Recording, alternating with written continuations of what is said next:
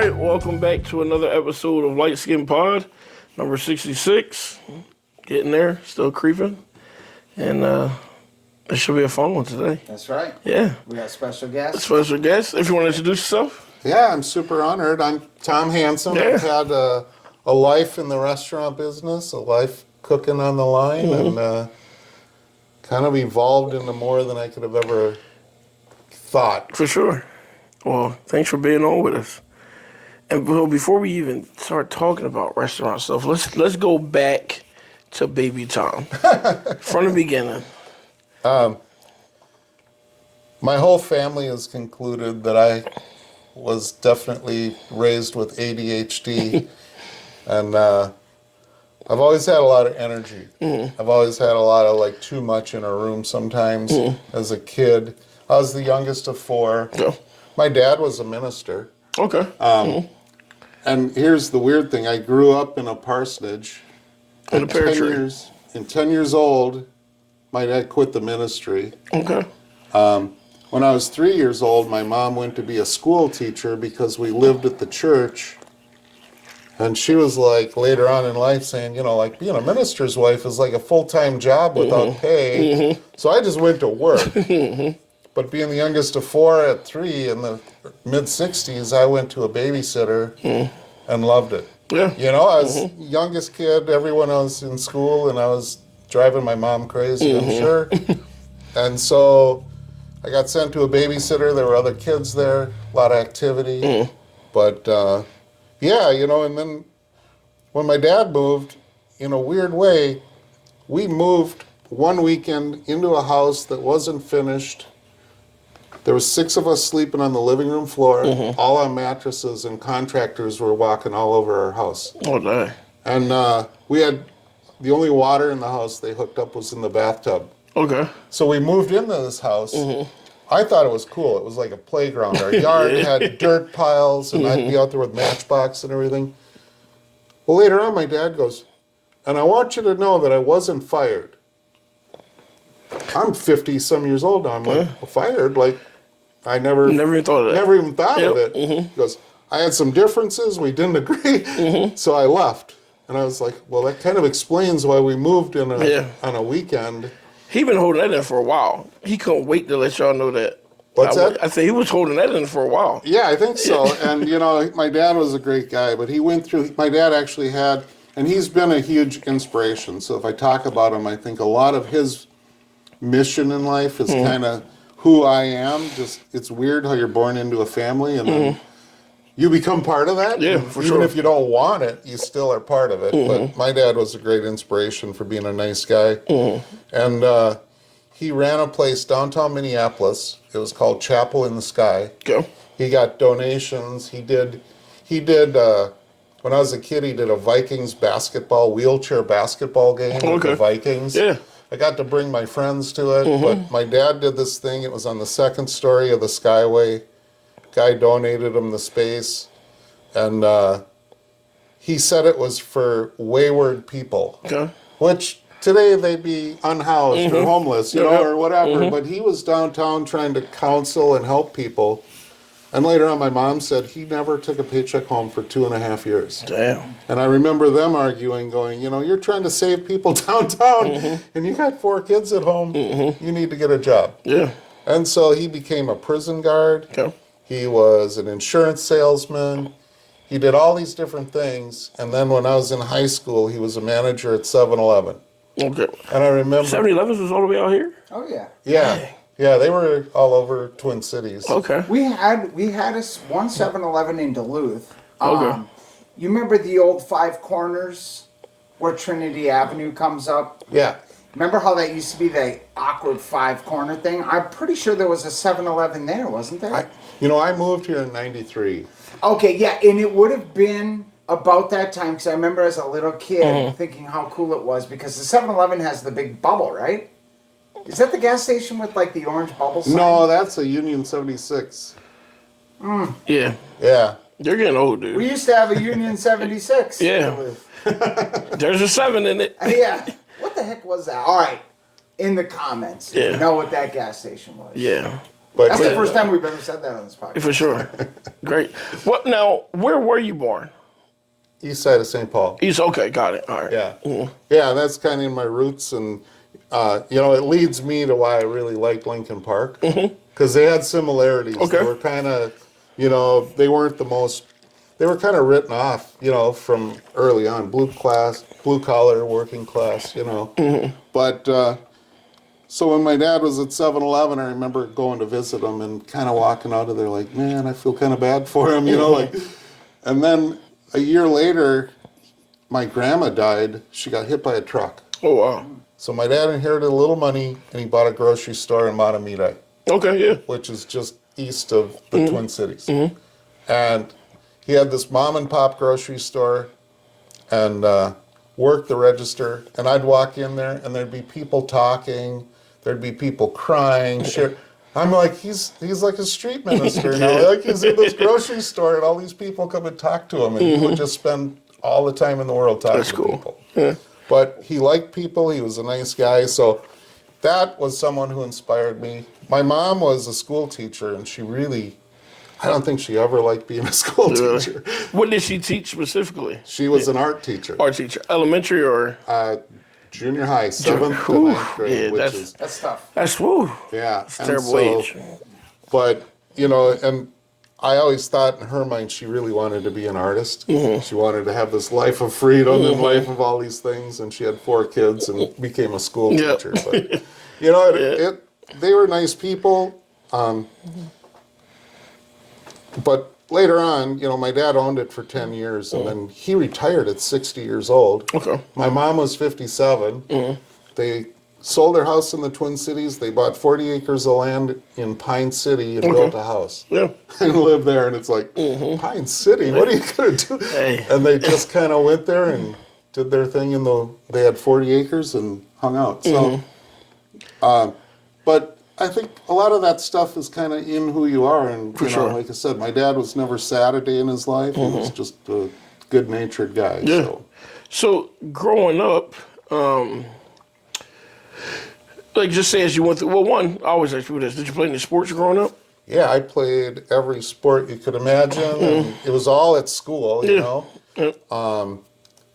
And then in junior high, I played soccer, basketball, tennis. And then later on, I did swimming one year. And, I wasn't really committed to any sport. I Just wanted to try them all. Yeah. And then in 10th grade, my friends talked me into playing football. So I played football for 3 years. Yeah. And, What position? I was running back and defensive end. Okay. All right. So I had the old 2-bar helmet. And 11th grade, I remember there was 12 seconds left in the game, went back, sacked the quarterback, his shoe came through, broke my nose. My nose was sitting over here. My coach just looked at it and cranked it back. And then I went to the hospital, and the doctor's like, who set your nose? Like, whoever did this Good job. did a great job. Hey, there you go. So I never really had any issues. But then the following week, the doctor made me a cast, and I had it over my nose. I still have it today. Still got a cast? I saved hilarious. it. I got a nose cast, and my coach would take white tape and just go around here, and just tape it around my head, and I'd be like, yeah, let's go. I've never seen a nose cast before. And I actually have a blue stripe going down the middle of it that I put on because we were blue and gray. Oh, yeah. That is funny, dude. And, but yeah, in today's world, you'd be out for a year, and, you can't come back until your doctor, here they just let you go back right in. And you can breathe. Get in the game. Get in the game. So I love that part. I think, but then I did not play any sports throughout the other 2 seasons because I worked. Oh, for sure. And so Did you work at a grocery store? What's your day? Restaurant. Okay. All right. What was the restaurant you worked at? First restaurant job was called Primo's. Okay. It was on That means cousins. I mean cousins in Spanish. I noticed because in Was it a Jersey. Mexican restaurant? No, it was my boss was Italian. His last name was Promoli. Oh. And so yeah, and Primo is just like prime or We had, so I'm from New Jersey, and right next to our projects was a corner store called Primo's, and it was owned by a Dominican family. but they made the best Spanish rice and pantalillas I've ever had in my entire life. Is that fun? Like, a scoop of Spanish rice was $2. Cheap and big portion. And pantalillas was $1. I go in there with $5. Dude, I was full. And it take a lot to get me full. It was beautiful. Yeah. I miss it. I miss it. Yeah. Those are the memories that is. you get to share, you know. Yep. And Cost you $40 now. Oh, easily. 40, 50. Yeah. And I won't be full. That's wild. and service might be rude. It could be. But I think if I remember my brother, so I'm actually going home this weekend, going to Jersey. And every time I go back home, the first place I stop is Primo's. Yeah. Because I love the family that's there. And I mean, it's been. It's an institution. It is, yeah. It's been a while, but if I remember, my brother said the last time he was home, which wasn't that long ago, less than a year, they were still there, still selling pantalillos and stuff. So Yeah. I'll go in there and see if my $5 to get me anything and see how that go. But going through high school for you, did you want to get out of the cities? Did you know what you wanted to do yet, or were you just still kind of figuring stuff out as you were approaching your senior year? Yeah, no, I always said after Primo's, so Fred Primoli was a neighbor, Okay. and his kid, I was roommates with one of his sons later on, But we were just friends in the neighborhood, and we all just ran there in Boston. I probably wasn't a good worker, I just didn't know.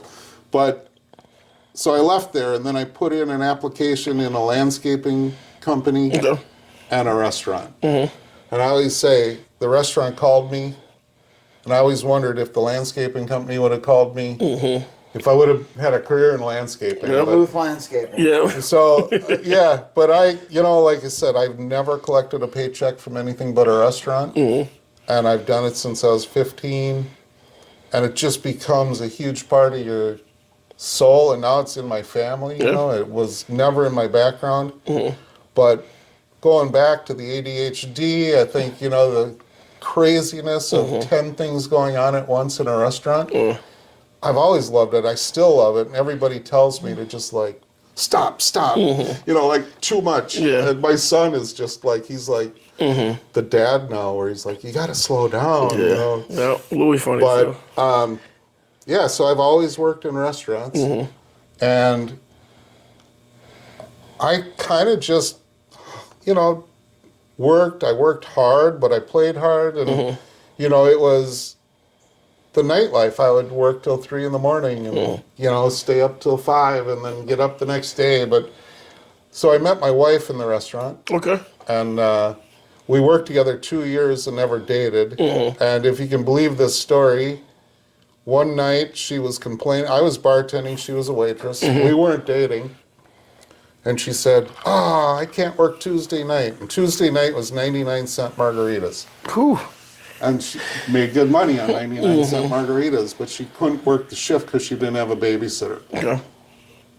I was a bartender. I was 19 years old. I was like, I can come over and watch Tony if you want. And I'm thinking in today's world, that'd be questionable if a 19. But my child. yeah, like, what does this young guy want to do with a 4-year-old kid? But so I went over and babysat, and then the next week I babysat, and she paid me, and the next, one time I rode in with my motorcycle, and me and him went out to dinner, and I took him on a motorcycle, and her mom found out about it, and she hated me for this. And, it was just kind of kooky, but I think I babysat for a few months, and then all of a sudden I brought over a bottle of wine. It was a box of wine, actually.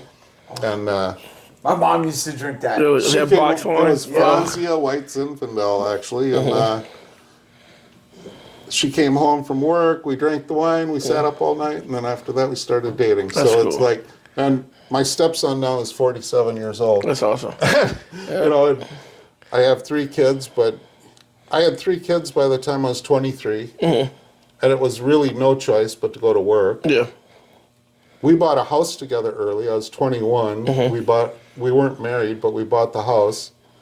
And I kind of started out house, wife, kids, 23 years old. Yeah.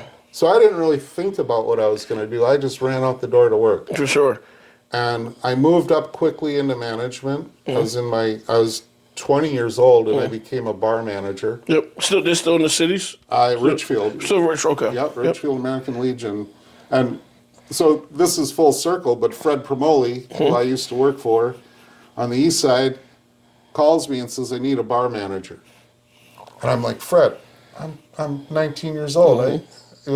I started there 11 days before I turned 20. And I was like, I can't go manage a Legion Club bar. I mean, these guys were all World War II vets. And, you know, don't worry about it. I told everybody you're 25. And so in my mind, I went, oh, okay, I can do that. That's easy. Yeah, that one. Should have started with that. But later on, he left 3 years later, so I was 23. Well, now I'm thinking they all thought I was 28, but I became the club manager at 23 years old. Wow. But if you look at it, I had a wife, 3 kids, a house. Yeah, I would have thought you was 36. Yeah, you know, I was pretty young rolling, and I did it, and I was pretty good at it. I beat myself up for not knowing enough. You know, like I worked endlessly. But I left that job. I bounced around a little bit, realized that I wasn't going to make it on just bartending wages. And a restaurant down the street, I found out they needed a manager. I took that job. Great experience, totally great. Ended kind of abruptly. I left. What they did is we had a restaurant that sat like 100 people, this old neighborhood dive bar kind of thing, but we turned it into a hot spot. It got so popular, they built this 400-seat restaurant on the other side of the parking lot. And it was just absolute chaos, and I couldn't go in anymore. But moved around a little bit, and then I was about 29 actually, and I was working for Ground Round Restaurants. Okay. And you had them out east, right? I don't know what Ground Round They were is. gone by the time. Yeah, I'm a lad. I'm 33. Yeah, no, We had them. Yeah, we had them up here, and we used to go there when I was a little kid. Yeah, they were out east because they were based in Boston. I would go out there, but. Oh, okay. So I wonder if it was just like New England area, because I've never Ground Round. Yeah, I've never seen New Jersey. They might not. I mean, they were in Connecticut. Yep. I don't remember But they seeing were them. probably gone by the time. Yeah, he would have been old they enough went to bankrupt remember. and out of business in 2004. Oh, But I was young, but yeah, that's 20 some years. But they probably didn't have a presence in New Jersey. But so I was working there in North St. Paul, and my boss calls and says, I don't know what I'm going to do. My GM and my assistant GM gave notice today in Duluth. And I was like, well, let me ask Jama, you know, maybe I could go up there and help you out. Really, you'd do that? Oh, you know, yeah. And I was always looking for something to do and change. But the following Monday, I was up here working, and I've never been back. no. And I had no plan of moving. My wife said, you know, we had our house. I was here about 5 months by myself before the family came up. Okay. And later on, my wife's like, you know, when we showed the house, I never cleaned it.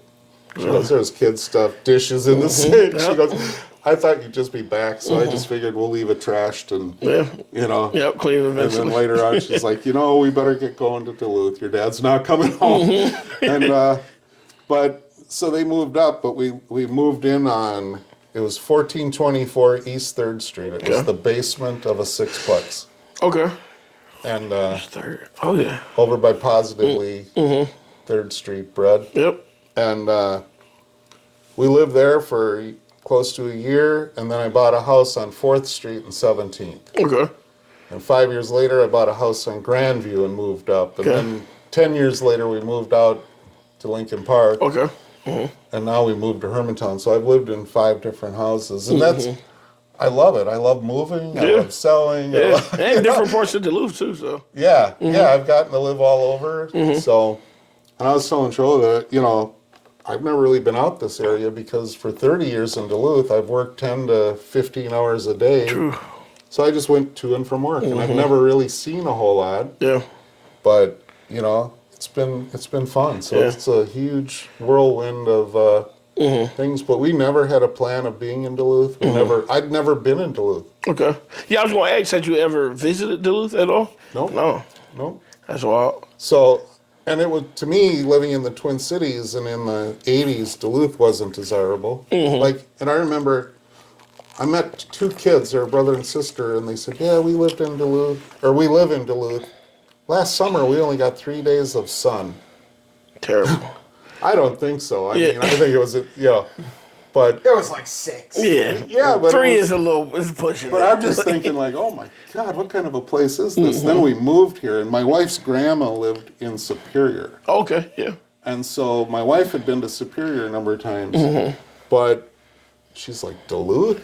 Like, we're not moving to Duluth. And that was in the early 90s. So it's changed so incredibly much. Yeah. And The weather used to be worse up here. Well, I'm gonna be honest. So I've been up here for 9 years now. The change I've seen in just 9 years is crazy. I mean, and the first 2 of that, I really didn't go to many places because I got a second major at UMD. So when you're in that UMD bubble, you go downtown to party at Dublin's in the Flame and Spurs, and then Saturday you go to Canal Park. Other than that, you don't do nothing. You don't know anything else exists when you're at UMD. And then when I finally left and I got to move, I was like, damn, I wish I knew more of this stuff was out here, at the time, or driving up the shore or coming out west here. And the weather was, I mean, I enjoy the cold. I don't mind it at all. I do like that we're getting a little bit more summer. I'll say that. I enjoy that. We're in a good spot. Yeah, this is nice, But no, for the people who Duluth is so desirable in the winter for some people to snowmobile or get cabins. I'll rent a cabin out, a house in Lake Nebagaman, and compared to what I used to get to now, it's different. It's very different. So, but it's funny. I've kind of watched it too. Like in the '90s, Duluth was like at the end of every delivery. Like if there wasn't a truck coming out this way, nobody was just driving by Duluth and dropping anything off. And that was true for food trucks, deliveries, everything. Yeah. But then the internet and, all this stuff connected everyone to anywhere. Yep. And so there was nothing. One of my favorite stories when we moved up here, my daughter was like in second grade, something, and we promised that, okay, we'll school shop at the Mall of America. We'll always take a trip down. She was like, I don't want to go. So we were at the Mall of America, and stirrup pants were in. She wore these little stirrup pants, and we were at Sears at the Mall of America, and we were like, hey, we can't find the stirrup pants. Do you know where they are? And the lady's like, let me call our Duluth store, because that's where we send everything that's out of date. And the 5 of us were just standing there like, don't tell anyone we're from Duluth. It's just Duluth, we're not going to go up there. Yeah, right. She wasn't being rude, but she was just like, oh, the out-of-date clothes, I'll go to Duluth. That's wild. And I'm just like, oh my gosh. That is funny. I don't think she liked stirrup pants after that. Yeah, probably not. Yeah. That's probably it. I mean, Duluth really has become more of a hub. Like Well- you say, because at one point too, we had the ports, and it was like, well, that was kind of our main commerce. But now, I mean, with the Port Authority, we had Deb DeLuca on here, right? Yeah. And she talked about like all of the freight that comes through here. The technology center has really advanced over. So I feel like before, you're right, we were just like And Sears. And Sears is huge. Yeah, Sears is big. I mean, In the hospitals. Yeah, well, it goes on and on and on. And, that's kind of jumping ahead, but that's what we got to hang our hats on here. Yeah. That we have, like, this is to me like a city that could be as great as any of the coastal cities in Europe or California. We have our climate, and that is the only thing that people struggle with. But like you said, a lot of people thrive on cooler climate. They do. And, 120 isn't anywhere where anyone's having fun. never. I got a friend who just moved to Arizona, and he's begging me, dude, come visit.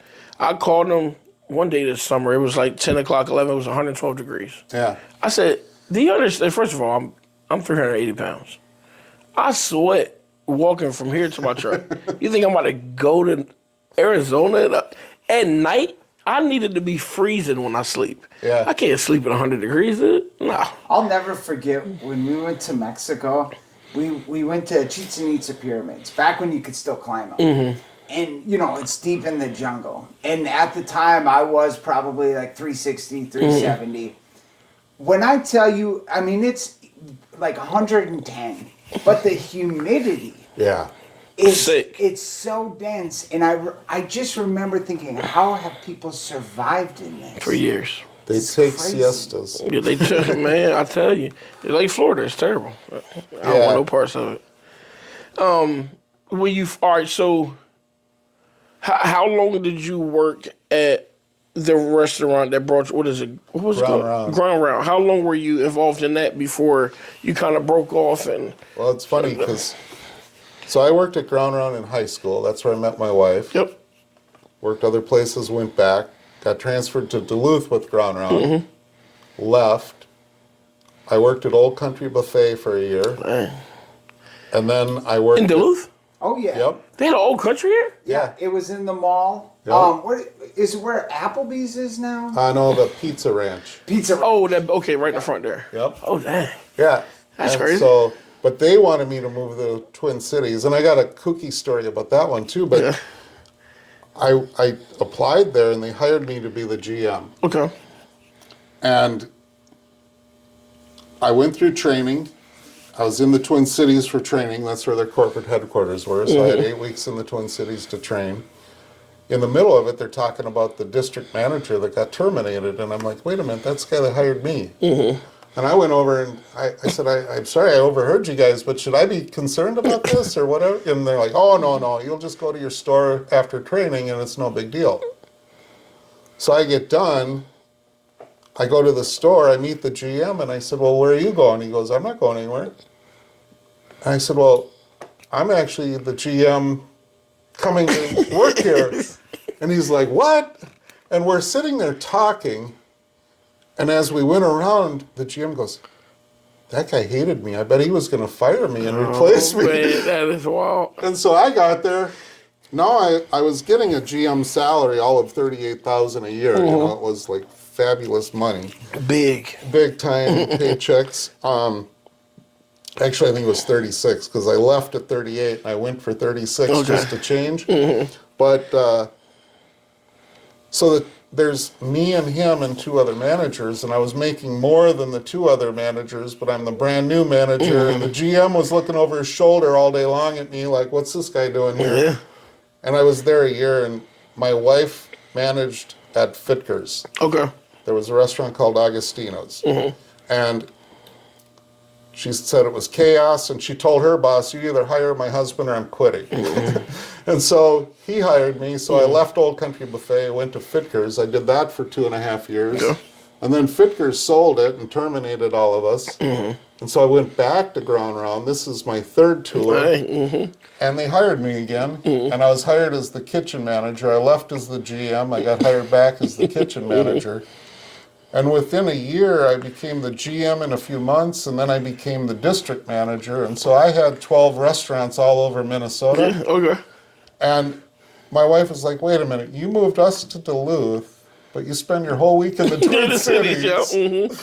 And nothing in life has been, I was just going to work grinding. It wasn't like these were, even a district manager job wasn't like great. Yeah. But I was on the road. I would talk to my kids. I'd be sitting in a hotel room in the middle of August. I'm like, what am I doing? It's like 85 degrees and beautiful, and I'm sitting in a hotel room in some area in the Twin Cities. My kids were in junior high, and they didn't want to talk on the phone, and it was crazy. And so I did that for about 2 years, and then I was home one night, and this was 2001, and the smoking ban had taken place in Duluth. Okay. And Duluth was the first city in the country to ban smoking in all public places. So that included restaurants. Yep. This was like a big uproar. The bars were not they can't do this is not right. Well, they did it. And so all of a sudden, no one could smoke. But the owner of the Duluth Grill was on the news and said, well, the smoking ban, it's not going to work for us, and so we're closing it. Mm-hmm. I just looked at my wife and I said, I don't know, I would think a breakfast restaurant would do better without smoking. Yeah. Like, even people that smoke don't want to sit there and eat, have a cigarette with their eggs. Mm-hmm. And so I called her, and I was sitting in a parking lot outside of a hotel on the east side of St. Paul. And I called her and I said, hey, would you ever be interested in leasing your business to me? And she went, I'd love to. When do you want it? Mm-hmm. And I was just like, oh my gosh, Quick. I thought It's go time. Yeah. And so we negotiated all these things, and it just came together, and that's how it all started. And I had $12,000 to my name. I had it in a 401k. And I cashed it in. I remember my company going like, well, you're going to have to pay taxes on that for cashing. And I'm thinking, I don't know how much tax you have to pay on $12,000, but can't be more than $12,000. Well, I made no money the first year, so the taxes didn't bother me at all. But within the first week, I realized $12,000 wasn't going to swing it. And so I ran to Republic Bank and got a loan for $20,000 on a home loan. And I brought 20 more in, and so I started it with $32,000. Okay. And if I would have known how difficult it would have been to get over that hurdle, I would have never done it. Yeah. But ignorance is bliss. Yeah. You just keep going. Yep. Take a shot. Had no choice. Yeah. This is what we were doing. So Duluth Grill, what was it? It wasn't a breakfast spot before. It was. It was breakfast too. Okay. Yeah. All right. And here's the thing: the owner was very compassionate. She's a business lady, but she said, everything in that restaurant, you can just use it, have it. And I'm pretty sure I bought 3 dozen soup spoons to get open. I mean, I'm using all of her stuff, cleaning it, using old grills, old everything. A lot of the equipment wasn't very useful, but we made it work. And so I didn't have to invest in anything. I had food, employees, menus, whatever it took to start. But it was a mad scramble, and I had setbacks. I opened a second restaurant after 2 years, and then after 3 years, I walked away from the second restaurant, and I still have it. It's on green bar paper, the old type, and it was $253,000 in vendor debt and bank loan. Yeah. And I just walked away, and it was like having cancer. I'm like, take my leg. I don't care. I want to live. Yeah. I dumped that restaurant. I got out of it. And then it took me like 5 more years to get over all that debt. And so, and it's funny because nobody really cared or knew about us in Lincoln Park. Yeah. And in the beginning, it wasn't pretty. We did a good job with our customer, but our customer base was very local. Yeah.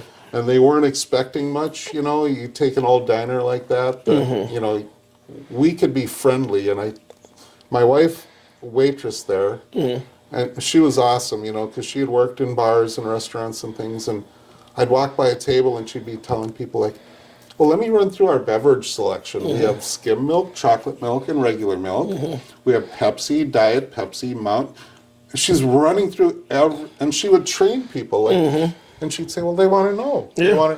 We have orange juice, pineapple, grapefruit. And I'm just like, do you miss selling liquor or something? You went through our whole beverage list, like, with every customer. Yeah. She's like, that's what people want. No, and it's personable. Yeah, and then she'd be like, people would be like, you think you're going to make it here without smoking? Well, if you'd like to smoke, take your coffee outside, sit on the bench, and then I'll come and get you when your food's ready. Yeah. Aren't you worried I'll steal your coffee cup? If you need a coffee cup, you can take it. Take it, yeah. But we're here to take care of you. And people responded. So my wife, I get so much credit, but I'm kind of this guy that's throwing ideas out there. But I've had people around me that are For sure. keeping it all tied together. And she's been the most loyal person and the most quiet and humble person, because I always get out there and talk. And then if, recognizing that is really a key factor in For sure. not only in our business, but all food businesses. No one can do it alone. I think if you can't discover that if you have a team around you that is better than you, you're in the best shape you're in. Yep. And, you know, that is something that I think young people need to know is it's not really about you. It's about the team and, you know, how you can support them. And I've always loved the saying that leaders eat last. You know, we were the last ones to take a paycheck. Yep. I remember walking in and saying to my wife, I think every employee in this whole restaurant has a nicer car than us. You know, but we drove a few miles to work. Yeah. We didn't need anything at the time. You know, it was like, we just need to get to and from work. Yeah. So we weren't worried about material things. We were just worried about keeping the business going. But yeah, Duluth Grill was pretty interesting because I used to say we could do anything and exceed people's expectations because they didn't expect a lot. Yeah. Yep. And then really I credit 2008 with all the economic crash. I don't think it hit Duluth heavy, but I think what we were doing is by then we were putting together a really cool menu. We had really fresh food. If you remember the low carb phase. Oh, yeah. So one thing we did, and people thought we were crazy, but we were offering our breakfast with a side, and your side could be hash browns, cinnamon roll, coffee cake, or a salad. Or a salad. And people are like, a salad with my omelet? You were random. It was so random, but people were trying to eat healthy, and they were trying to get rid of the carbs. And I don't know that we timed it with the carbs, but we were actually trying to move salad. You know, because we didn't sell a lot of it. And I always called it the brown lettuce syndrome, you know, that if you don't move salad, it goes bad. Well, then you serve it and it's brown. Well, then you move less because it's even worse. And people go, that was awful. So we were just trying to turn it. But offering the salad with our breakfast, it became this hit. And I think people were on this low carb phase and they were trying to do all kinds of things. And then my daughter at the time, too, was in high school and she had to be a vegetarian. And so she pushed us to putting vegetarian food on the menu. And we made this separate menu. It had nothing to do, it was just a side menu like a special. And I remember customers are like, what's tofu? It's tofu and you should try it. I gave it to a guy and he's like, oh, I have to remember this when I lose all my teeth, you know. But no, otherwise I won't eat it, you know. But so then this younger crowd is sitting in our restaurant next to an older crowd. And to me, growing up in the Twin Cities, that's what you look for in a city that's dynamic, that has some bones to it, is people are integrating and they're mingling. Where Duluth has been very kind of, we live on the west side, you live on the east side, let's not worry about each other. Well, now it was integrating. And then in the other thing, that was 2008. And so we were serving pretty high quality, and it was really all made from scratch. And we were doing things, you know, putting tofu on the menu, creating dishes that were unheard of. It kind of also brought like this cool factor. And then in 2009, Heritage Hockey, the Duluth Heritage Hockey Center opened. And that was the year that all the players from East High School had to play in Lincoln Park. And this was like tabooed at Duluth. You know, we got to drive to Lincoln Park. But it was this beautiful hockey rink. And I'm like, every one of those people are going to drive by our restaurant. And so on, you know, that January we did more than the previous July and August. Oh, that's cool, And it's like, this is going to work. So hockey teams were coming in. They didn't know who we were. They didn't care. We had, you know. Salad and omelets. Yeah, it was perfect. You know, and they were kind of like, this is cool. I wish we had something like this in the Twin Cities. And I'd be like, yes. You know, people from the Twin Cities wish they had a restaurant like ours. And so I thought, this is what we want to hear. And so we just kind of molded and shifted, and we always looked at other foods. And later on, you know, by 2010 we made it on Diners, Drive-Ins, and Dives. And that just catapulted us. And after that, we started traveling. So my wife and I started going places. And we'd go to Chicago, we'd go to New Orleans, we'd go, you know, seeing what they served, and we'd bring back a dish or two. Oh, cool, From one of those trips, and people like, this is so awesome, you know, I can't believe we can get this here. And, you know, it just became this eclectic. And then there are other people, we always kept the basics on the menu too. So it was like this whole section of diner food with this whole section of eccentric, kind of unheard of food. Yeah. And the vegetarian dishes were on the menu. And, you know, I forget, some guy is like, you keep doing this yuppie shit, you know, no one's going to want to come here. And I'm like, well, what are you eating? Pancakes and eggs? Well, you don't have to order this food. Like, you're eating what you like. Yeah, but we don't want to see that food, you know. And I'm just like, I don't know. That seems like pretty pretentious, you know, that you're stuck in a rut there, you know, that you only want to eat with people that eat like you, or, you know, and it's just like, food brings people together. It does. It does. But to me, the community, and then, you know, going back full circle, kind of my dad's brain is in my head. Like, I like people. Yeah. I like talking to strangers. I love meeting people that, you know, you see them come in and they can be a little grumpy, and by the time they're leaving, you get to know their whole family. It's the best. Yeah, and those were the challenges. And my wife is exactly the same way. And we were just taking every day as a victory and a challenge, and just, you know, it was all working, and we weren't going to stop it, you know, so. I've got this question, okay, and I want you to verify if my memory is correct. So, it has to do with your ketchup. Yes. Okay, so I used to go there with my mom all the time, and you guys made your own ketchup, and I never liked it. I love everything at the Duluth Grill. Like I said, we used to go there all the time. And I used to bring in Heinz ketchup packets. Yep. And then when I would get the food, I'd put the Heinz ketchup out and then I would eat it. And I swear this happened. It was either your wife or it could have been somebody else. But we had this long running discussion about I bring my own ketchup packets. And then I swear you guys would leave a Heinz ketchup bottle there for customers. If they didn't like that ketchup, they could access the regular ketchup. Is that true? Okay, so there was a couple of things. So when we were on Diners, Drive-Ins, and Dives, that was early on.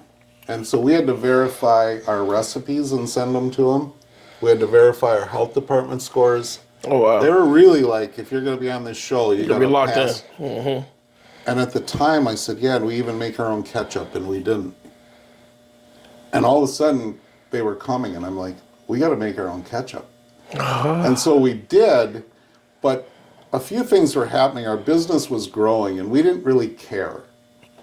You know what? We're here to be different. We want to make a statement that we even make our own ketchup. Like, who does that? No one.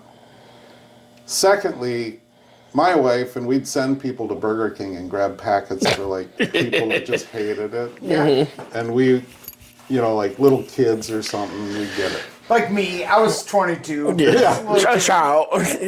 But then there was, we had a table that sat over in the corner by the restrooms. And this lady was demanding her money back because we didn't have Heinz ketchup. And I said, ma'am, there's nowhere in our menu that's going to offer you Heinz. We don't guarantee, it's not like a law that you have to carry Heinz ketchup. And the table next to her goes, ma'am, I don't like the ketchup either, but I love everything else. Borrow my bottle. And so he had a bottle of Heinz and gave it to the lady, and I looked at her and I'm like, okay, are you happy now? And she wasn't happy, but she quit demanding her money back. But it was so silly, and I just loved it. You know, I love people that, my wife would be like, how do you say that to people? But I say it tongue-in-cheek. Yeah. I say things that are kind of like insulting, but trying to be funny, and most people can handle it, and some that don't. I don't really worry about it too much. But if we had Heinz in the restaurant, it was usually somebody that left it there. Okay. And it would be our waitresses trying to defend. They were out taking the beating, you know, like customers would yell at them. So they'd have a bottle and they'd be like, here, take this one. Okay. That's funny. Eventually we were like, you know, we don't have to serve Heinz. You know, it's not something that is, but it was really just part of us saying that we want to be different. We're going to be different. Yeah. And like I'm a perfect example. Like, I love Heinz ketchup. But it didn't stop me from going there. I just brought my own or figured it out. Well, and you know, we changed our menu a lot. People would be like, oh, what'd you do? You got rid of that dish. I love the lamb shank. Why did you take it off? And I'd say, well, A, to get the lamb shank on, we had to take something else off. So the lamb shank would have never been your favorite. Yeah. But now we're going to try something new, and eventually maybe the lamb shank will come back. Yeah. You know, we do. It's like the McRib. Yeah, Like it the is. McRib. It's the same They thing. do it all the time All on the time. purpose. Yeah. And I think we were just talking about that. It's like, does it just give them something to market? It has to. think so, It you has know? to. Because I watched the process of how they hydrate the McRib again. It's insane. And it's like, this is what everybody's excited about. I never liked the McRib. I'm going to be honest, I've never had it. I think I tried it once when I was a kid. And I was like, this ain't There right. could be angles, though, that is a huge company, and they could be buying products when the product is in excess. And if you're saying they're dehydrating that thing, Yeah. and you know, they could have a method that thing could be costing them a dime. Oh, it's probably They're cheap as selling hell. it for $7, Yeah. and you know, those big companies are not just creating food in the kitchen like Oh, a yeah. chef or a mom fixing dinner. They're out there going, Yep. how can we maximize what we're trying to sell? Yeah.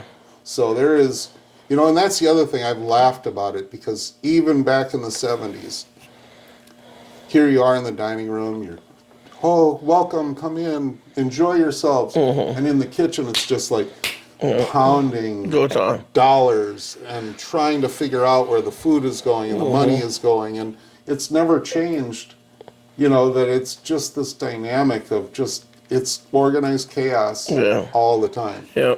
And I know, like, so I cook at the center every day at NYS for about 100 people. You know, we have like anywhere from 80 plus kids a day, and then a bunch of parents come.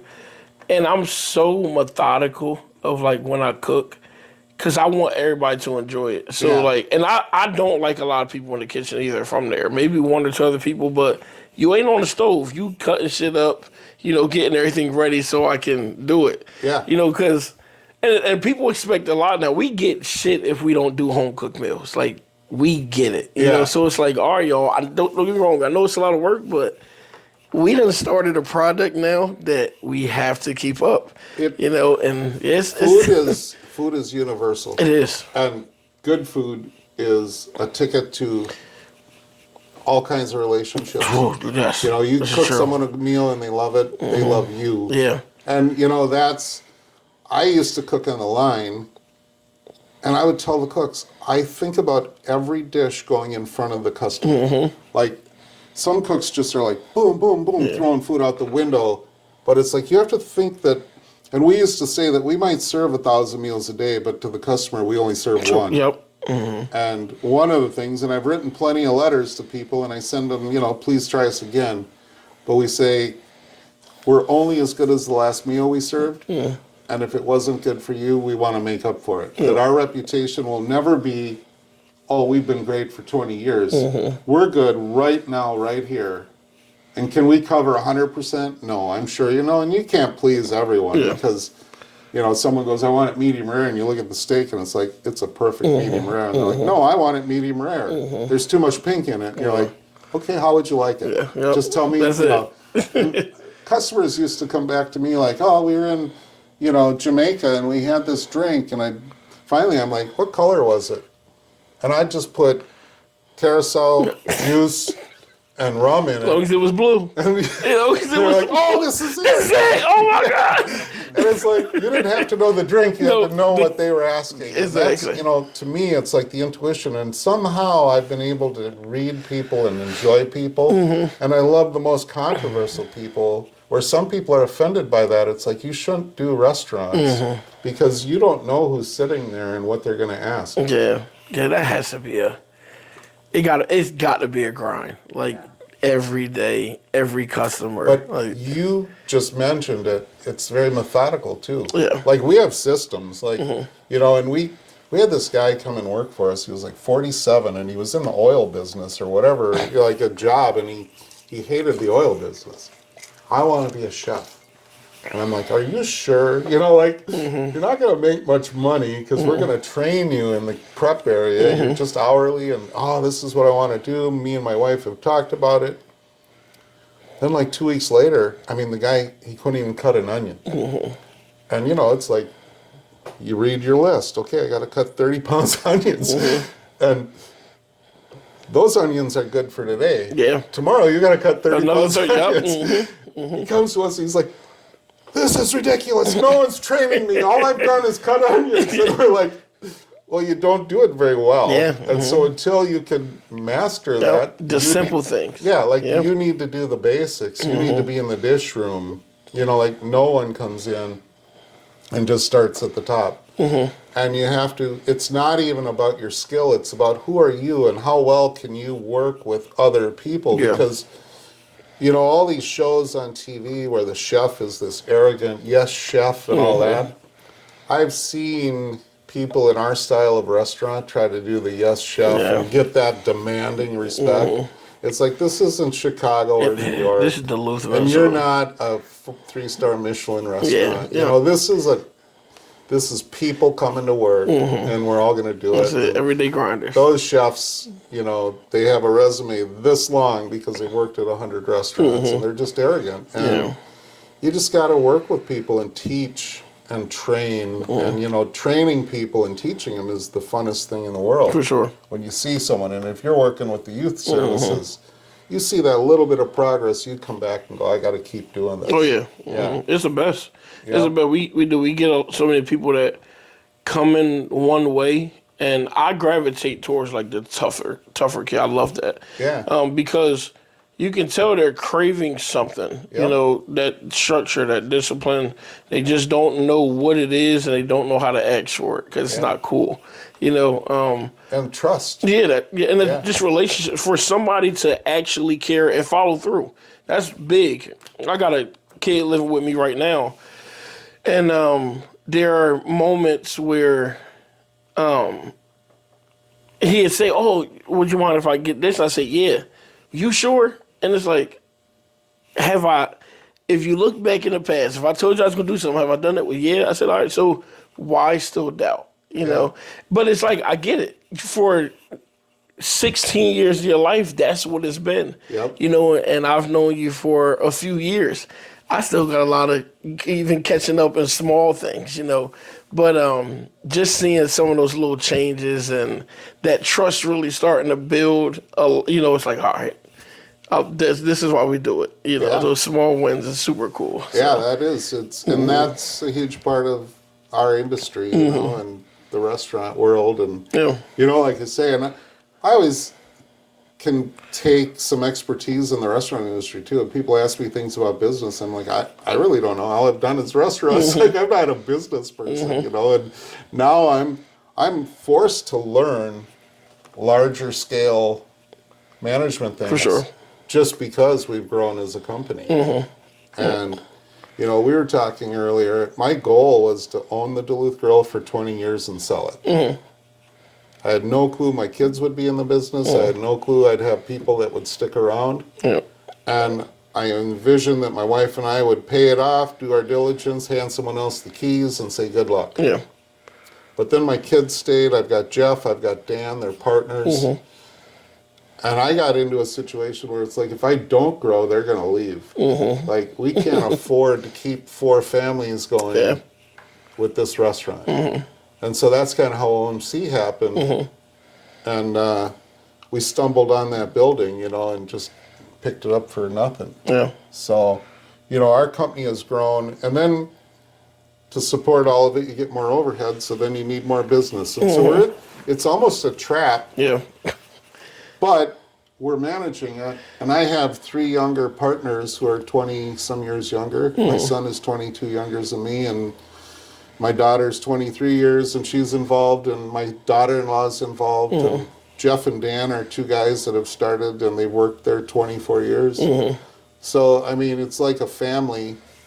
And so the decisions I'm making aren't just about what I want to do. It's about what's going to happen 10 years from now. And that's what I got to look at. You know, it's like, eventually I'm going to not do this. Eventually I'm going to, you know, do something, you know, slower or not be as good as I was.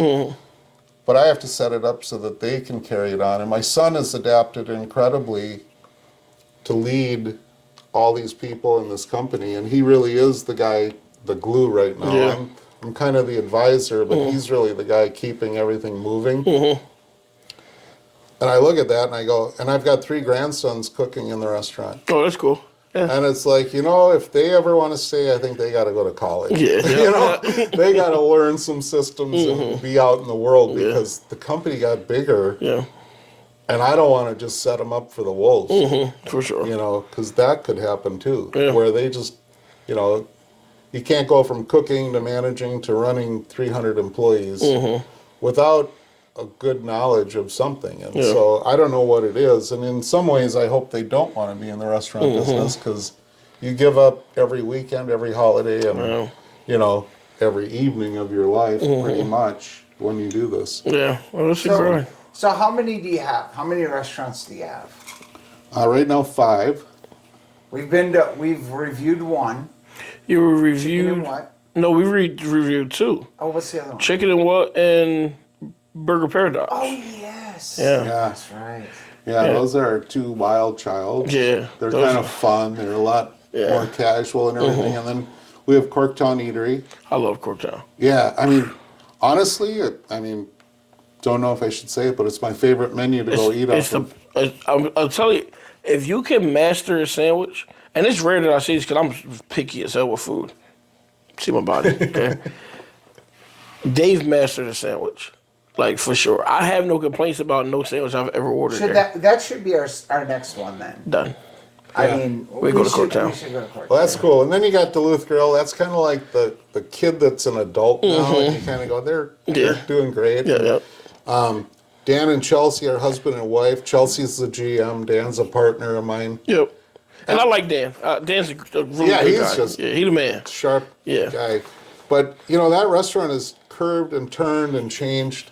But it's still just super high quality execution. We have staff there that's been there 24 years. Hey. And, they've taken over. So the service team there is like another factor of managing. You can't get in and serve tables without meeting the standard of the veterans. For sure. And they're not stale. They're not, we're always challenging them to be on their game.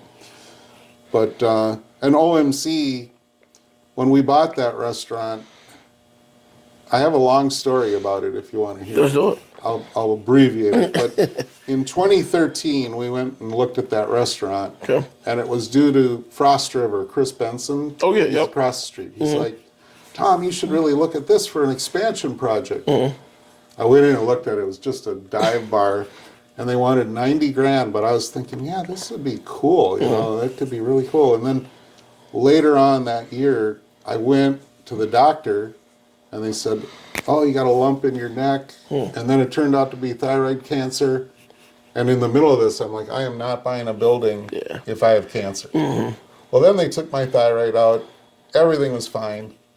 Well, then 2014 rolls around, and I drove by it, and it said $57,000. Oh, they wanted $90,000 when I was looking at it. And I was thinking about it. Then they said $57,000. Big drop. I'm like, oh my God, am I glad I didn't buy it? Yep. And then I called my lawyer and I said, what should I do? I mean, how cheap could I buy this building? And he says, what price can you keep a straight face? And I'm sitting there thinking, and I wrote this long letter to the bank. It was in bankruptcy. And I said, hey, I'm not a business developer. I'm not in, but I believe in Lincoln Park. And, there's a lot of risk in that building, blah, blah, blah. We'll buy it as is, no inspection, $30,000. And they countered at 47. Go. I countered and said, I will offer you 37, and I'm not interested in a counter offer.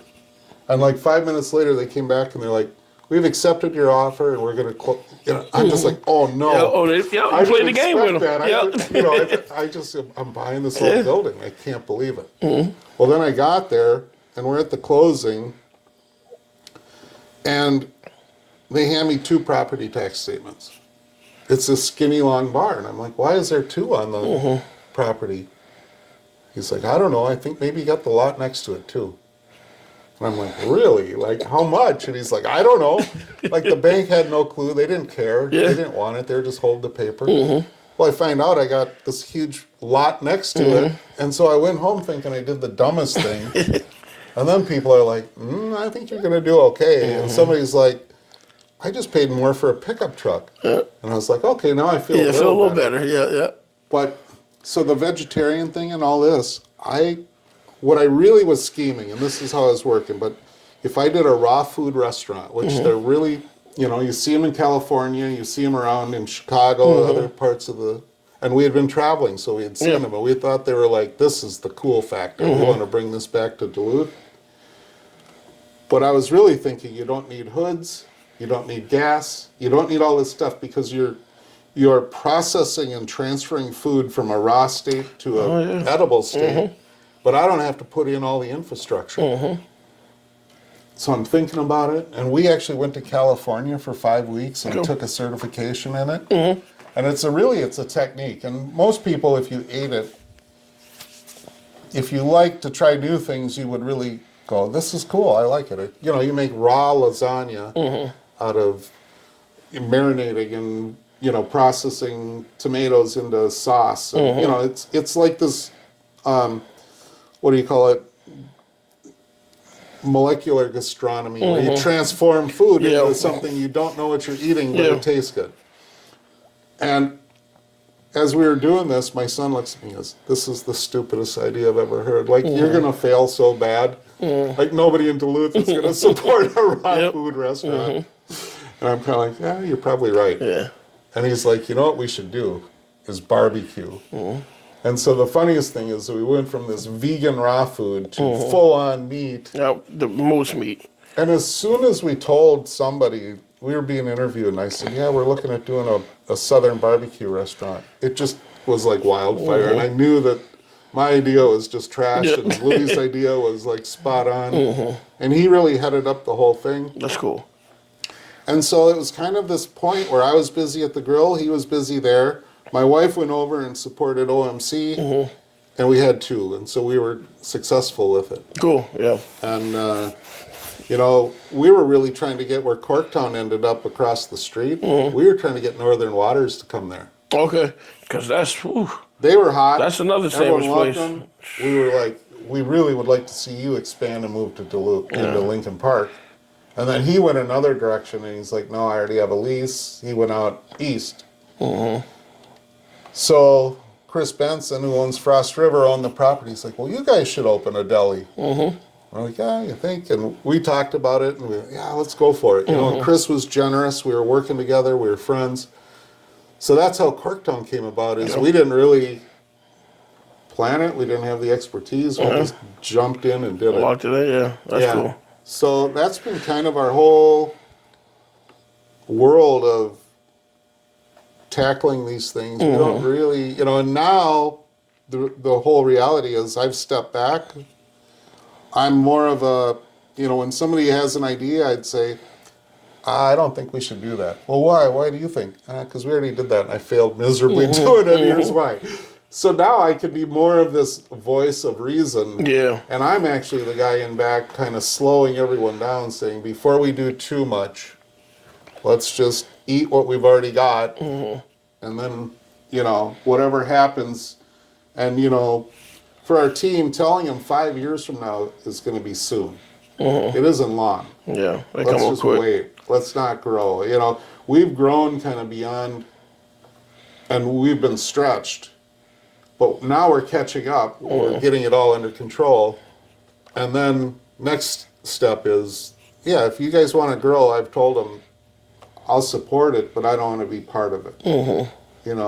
My wife is 64 years old. I'm 63. There's a point where either, you are either all in, or being halfway in isn't really a good thing. For sure. That's kind of my feeling. I don't want to be just like dabbling or being the micromanager controller. Yep. I think if they want to do it, there's going to be a point where we divide, separate. It's not like we hate each other. Yeah.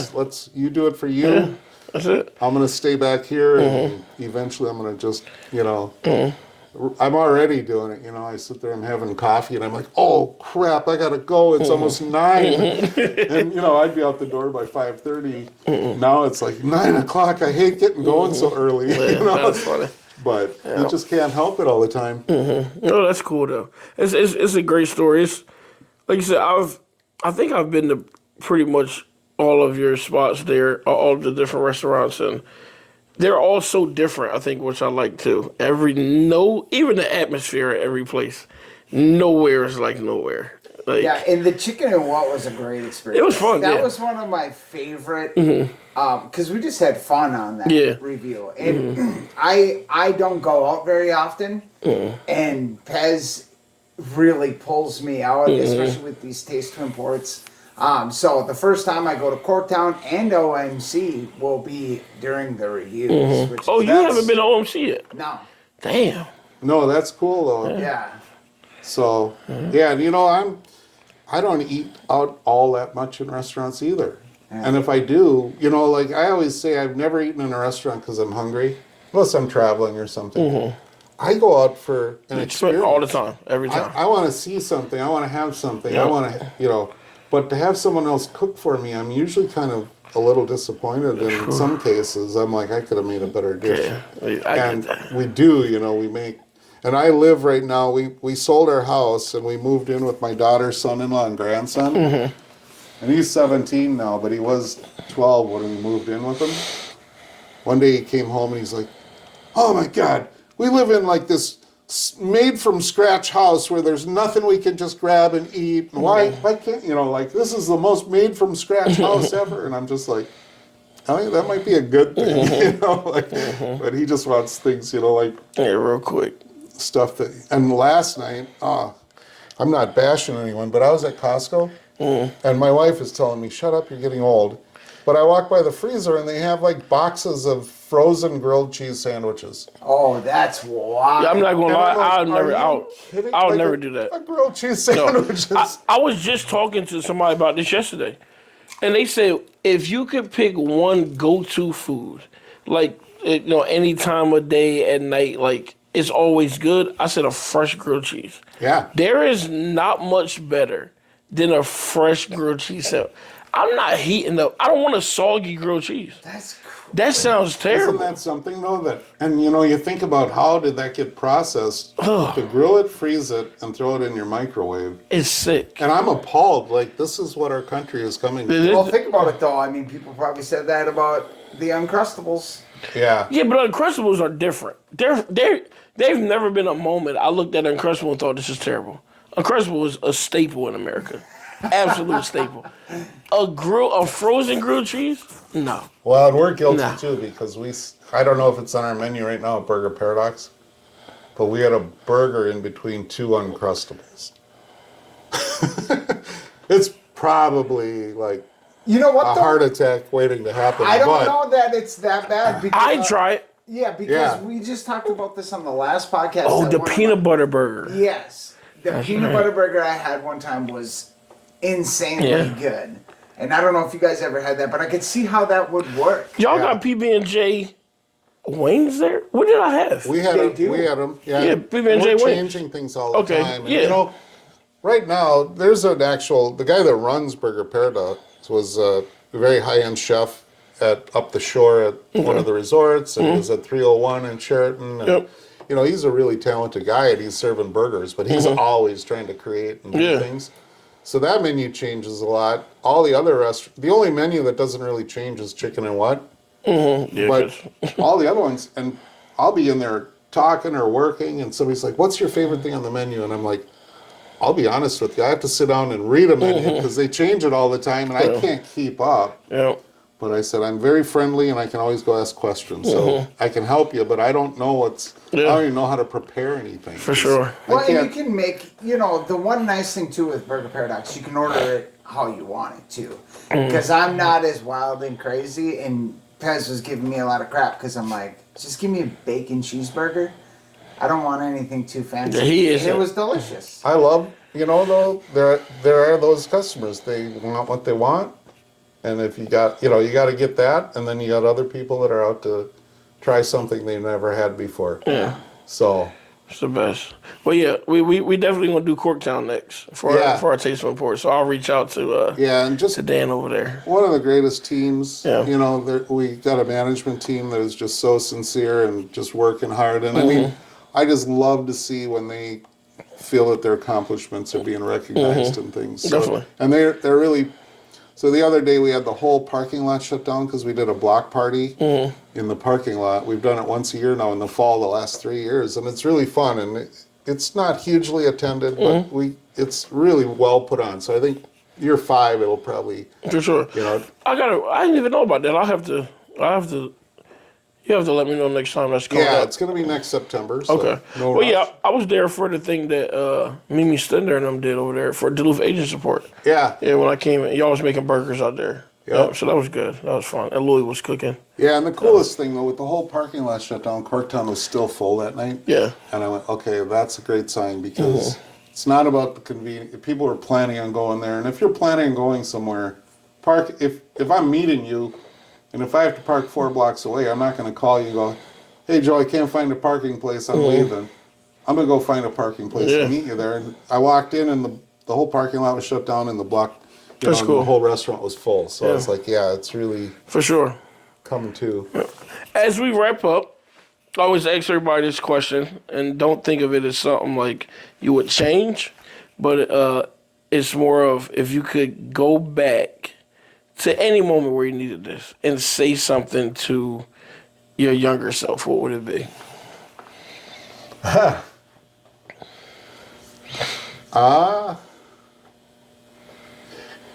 You know, here's what I can tell you. This is funny, but when I turned 25, my dad looked at me and he goes, well, look at the bright side. You only got 40 more years to work. And I remember at 25, like 40 years. 40 years. Like, oh my gosh. And now I'm 2 years away from that. And I'm like, do you realize how fast it goes by? So I think, you know, the one thing I may look at and say I could have a small regret is I was young when I had kids. I don't know if I appreciated it. It was more of a responsibility and an obligation. Yeah. And maybe if I would have been a little older or a little, you know, I could have looked at those years as really more valuable. And now that now in some ways I'm like, geez, I got my kids working with me and they're 40. You know, it's like, I need a little separation, but I love every minute of it. You know, it's like, and my whole life, people think I'm a socialite, but I'm very much an introverted family person. And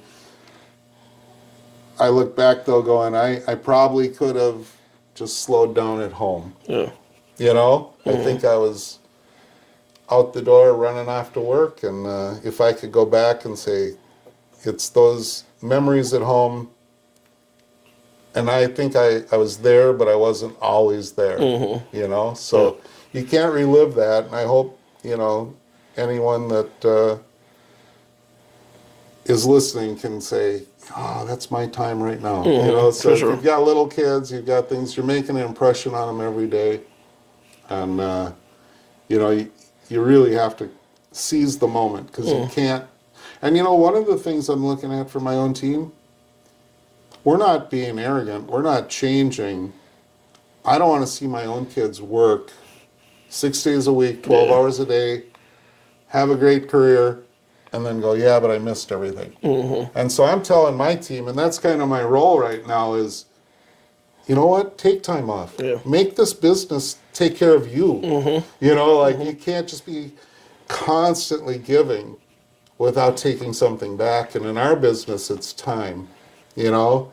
And so if our guys are taking 2 weeks off, it's like, now I've got 3 partners. They're all the same age and they're all really good friends. Like, you guys are a tag team. Cover for each other.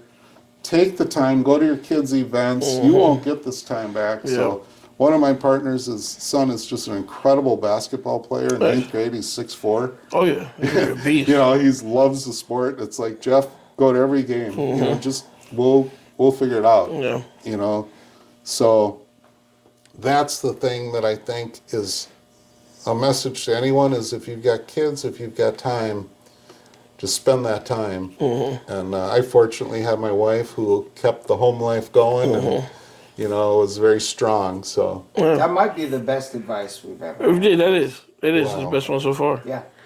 I know how Joe and I are. Like, our time is, it's crazy.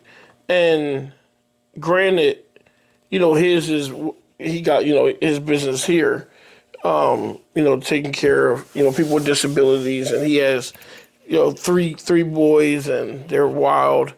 And for me, it's my youth center, and taking care of what seems like 100 kids a day, And though we're in every moment of their life, it's like we don't take care of ourselves well. We terrible at that. Because for me, sometimes it feels selfish. Like, why am I just sitting here? Like, somebody out there could use something. But I'm starting to realize, even at 33, of like, if I don't take even a day or two to just like regroup and breathe, I'm a mess. And there are so many weekends too where we're like, hey, Sunday, we ain't doing nothing. And then that Sunday comes and goes, and all we did was work. And like, next week. Yeah.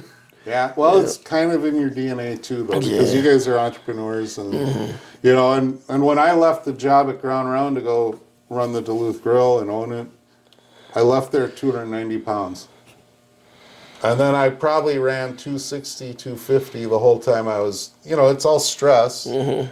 And now that I'm actually thinking more of myself. Mm-hmm. And, I got bigger. It is. But it's... I didn't want to say the opposite for me. But you know what? You're young enough where you can eventually get a handle on it. Oh, yeah. Because when you're young, the thing that I know is you have so much momentum going. Like, there's a point where you're like, my body just won't do it anymore. Yeah. And like I was saying, I had my rotator cuff, my hip, my carpal tunnel. It's all kind of like a used car that's getting the miles put on, and now you got to start nurturing it. Yeah. But, you're doing so many good things too that you can't stop. Yeah. And so it's like you are putting yourself second, and somehow, if you can put balance in your life, and maybe you can't figure that out right away either. I sure didn't. Things have gone in a direction that I could have easily had a lot of trouble as a high school kid. I could have easily gone, if cameras were around when I was young. Whoa. They would have got me. Yeah. They would have got me. So I think, you look back at all that, but that's kind of the road that gets longer, and you got more to look back on. But like I say, when my dad said you're 25, and just humorously, he's like, well, look at the bright side. You got 40 more years and you can call it quits. Yeah, and that's such a wise statement that in the moment, like you said, you're just like, 40 years? What are you talking about? Yeah. This isn't motivation. Yeah. But now, like you said, you're 2 years away now. Yeah. And it's like, it flew. Yep. It flew. So. Good time flies. Yeah, man. Well, hey, we appreciate you being on with us. I had no clue what I was walking into, but I love it. I love you guys. Yeah, and, man. I knew it was going to be fun. Yeah, no, thank you. We appreciate it. And we'll be ready to eat soon. So we'll keep you posted. That's awesome. Yeah. And like always, like, subscribe, and share. And we'll see you next time. Boom. Bye.